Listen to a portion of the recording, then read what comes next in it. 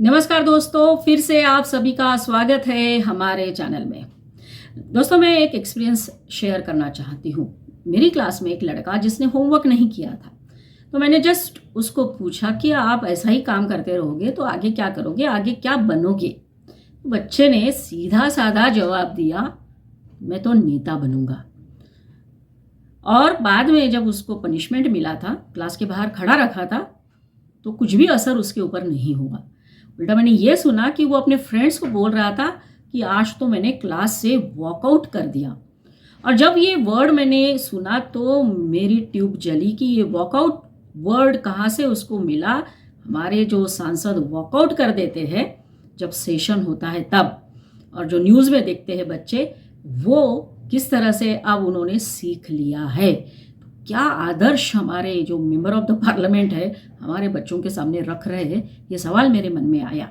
ये बात इसलिए भी हो रही है क्योंकि कल ही न्यूज़ में आया कि इस बार का जो बजट सेशन, जो सत्र चला है, वो किस तरह से बर्बाद हो गया है। प्रोडक्टिविटी रेट का एनालिसिस आया हुआ है।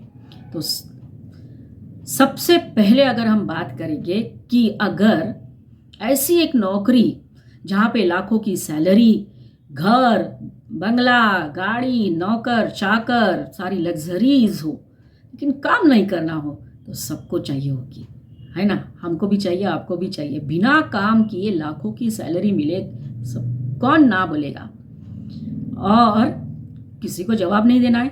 अगर हम काम करते हैं तो हम रिस्पॉन्सिबल होते हैं। अच्छा काम करा तो इंक्रीमेंट मिलेगा, खराब काम हो जाता है तो डिमोशन मिलता है, बॉस को जवाब देना पड़ता है, बॉस से डांट खानी पड़ती है, परफॉर्मेंस बेस्ड सैलरी होती है। अच्छा नहीं किया है तो कभी कभी नौकरी से निकाल भी दिया जाता है। लेकिन ये एक ऐसी जगह है जहाँ पर सांसद जो है, किसी को जवाब देना नहीं पड़ता है। जाओ अपनी मर्जी, नहीं जाओ अपनी मर्जी, कौन पूछने वाला है उनको। हम भी नहीं पूछ सकते, फिलहाल हम उनको चुनकर वहाँ भेजते हैं। हम भी नहीं पूछ सकते भाई क्यों नहीं गए, क्यों हमारी बात नहीं रखी गई। सब अपना एजेंडा वहाँ चला रहे थे। इस बार हमने देखा कि किस तरह से विपक्ष और सत्ताधारी पक्ष में पूरा घमासान चला। अब एनालिसिस की बात करते हैं। पहला एनालिसिस जो आया है वो लोकसभा का आया है। जो लोकसभा के जो रिलेटेड ऑफिसर्स है, उन्होंने एक न्यूज़ में बताया कि प्रोडक्टिविटी रेट जो इस बार रहा है वो है केवल 83.8% first part of the budget session, which crashed out to 5.29%। और घंटे अगर बात करेंगे ना तो 96 hours 13 minutes were lost to disruption. हम तो 18 कि घंटे छोड़ो, कभी कभी तो ऐसे भी लोग होते हैं 24 आवर्स की ड्यूटी करके घर पे वापस आती है, तब जाके घर में सैलरी आती है। तो ये फर्स्ट पार्ट जो है एनालिसिस हमने देखा लोकसभा का काम किस तरह से चला। अब बारी है राज्यसभा की। राज्यसभा के जो चेयरमैन हैं जगदीप धनखड़ जी, उन्होंने क्या कहा। First part of the budget session जो प्रोडक्टिविटी रेट जो था वो 56.3%। बाद में ये प्रोडक्टिविटी रेट जो है घटा एंड इट वाज ओनली 24.4%। और डिस्ट्रप्शन कितने घंटे का रहा? 103 घंटे 30 मिनट। राइट, ये राज्यसभा में इस तरह से बर्बाद हुए घंटे। फिर हमारे जो लोकसभा के स्पीकर हैं, उन्होंने क्या बोला है ये सारा देखते हुए, उन्होंने मेंबर ऑफ द पार्लियामेंट को कहा था, you have lower down the dignity of the house, this behaviour is not good for parliamentary system and the country.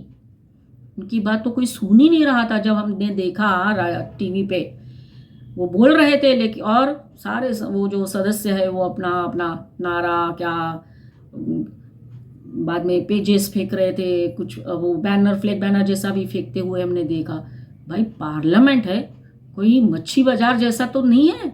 Class में अगर इस तरह का कुछ हो जाता है तो बच्चों को कंट्रोल करने की रिस्पॉन्सिबिलिटी टीचर की होती है और टीचर कुछ बोलते थे, बच्चे शांति से बैठ के सुन भी लेते हैं।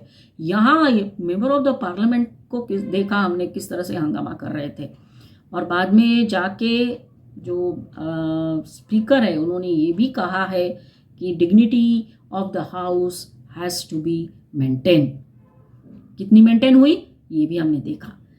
फिर जो राज्यसभा के चेयरपर्सन है उन्होंने क्या कहा है, उन्होंने तो कहा this is weaponising of politics, और उन्होंने ये कहा नोट ऑफ कंसर्न ये भी कहा है, और pointed out that disorder has become the new order. बहुत बड़ी बात है ये। और बाद में नंबर ऑफ बिल्स कितने पास हुए, 6 bills were passed by the 2 houses while 8 were introduced, और सेशन खत्म। अब बात करते हैं, जब मैंने बोला कि सबका एक ड्रीम होता है लाखों की सैलरी हो, तो हमारे जो सांसद है उनकी सैलरी देखो कितनी है। हम जिन सांसद को चुनकर देते हैं उनको सैलरी दी जाती है, वो सैलरी क्या है? बेसिक सैलरी जो है वो 1 लाख रुपए। कितनी अच्छी जॉब है ना, काम मत करो, हंगामा करो, लेकिन सैलरी तो जमा हो रही है 1 लाख रुपए। उसके बाद ऑफिस भत्ते के लिए मिलते हैं 54,000। फिर निर्वाचन क्षेत्र का जो भत्ता मिलता है उसके रूप में मिलते हैं 49,000। और इस तरह से अगर हम टोटल करते हैं तो महीने की सैलरी एक सांसद की होती है करीब 2 लाख रुपए, फिक्स सैलरी अगर हम कहेंगे तो। अगर आज हम 2 लाख रुपए सैलरी, फिक्स सैलरी की बात करेंगे पर मंथ, तो कितने पापड़ बेलने पड़ते हैं हम लोगों को, हम सबको पता है। लेकिन यहाँ देखो, फिर आगे बात करते हैं कि और क्या क्या मिलता है मेंबर ऑफ द पार्लियामेंट को, सांसद को। डायरेक्ट एरियर के रूप में सालाना 3,80,000 रुपए, हवाई सफर भत्ते के तौर पर सालाना 4,08,000 रुपए, रेल सफर भत्ते के रूप में सालाना 5,000 रुपए, पानी भत्ते के तौर पर सालाना 4,000 रुपए, बिजली भत्ते के रूप में सालाना 4 लाख रुपए मिलते हैं। देखो टोटल कितनी बड़ी सैलरी। और ये सैलरी के साथ, भत्तों के साथ हर महीने सरकार की तरफ से 3 लाख से ज़्यादा रुपए दिए जाते हैं। मतलब ये हुआ कि हर सांसद का सालाना खर्च जो है, सालाना खर्च एक सांसद का 36 लाख रुपए से ज़्यादा है। और सबसे बड़ी इंपॉर्टेंट बात, सब कुछ टैक्स फ्री है, नो टैक्स। हमारे यहाँ तो सैलरी आती है तो टैक्स कट कर आती है, कितनी भी मेहनत करो, कितनी भी कुछ करो, लेकिन फिर भी जब सैलरी आएगी तो डायरेक्ट टैक्स निकल कर आती है हमारे हाथ में। और यहाँ पे देखो लाखों की सैलरी है, मोर देन 36 लाख जो है गवर्नमेंट खर्चा कर रही है सालाना हर सांसद के ऊपर। टैक्स नहीं है भाई। और उसके बाद सुविधा में क्या आता है, सरकारी बंगला, सारे कुछ फैसिलिटीज, सब कुछ फ्री।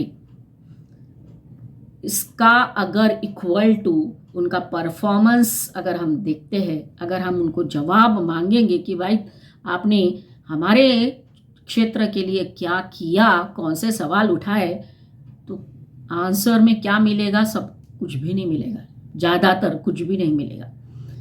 तो क्या ये हमारे साथ एक तरह से धोखा नहीं है? जिनको हम बड़े विश्वास से वहाँ भेजते हैं कि हमारे प्रॉब्लम सॉल्व करेंगे, देश को आगे लेके जाएंगे, विकास करेंगे, एक्सेट्रा जो भी बातें होती है, लेकिन असल में जब पार्लियामेंट का सेशन होता है, लोकसभा का हो या राज्यसभा का, तो इस तरह से सारे जो एनालिसिस आए हैं, कितने घंटे बर्बाद हो जाते हैं सिर्फ अपना अपना एजेंडा चलाने के लिए।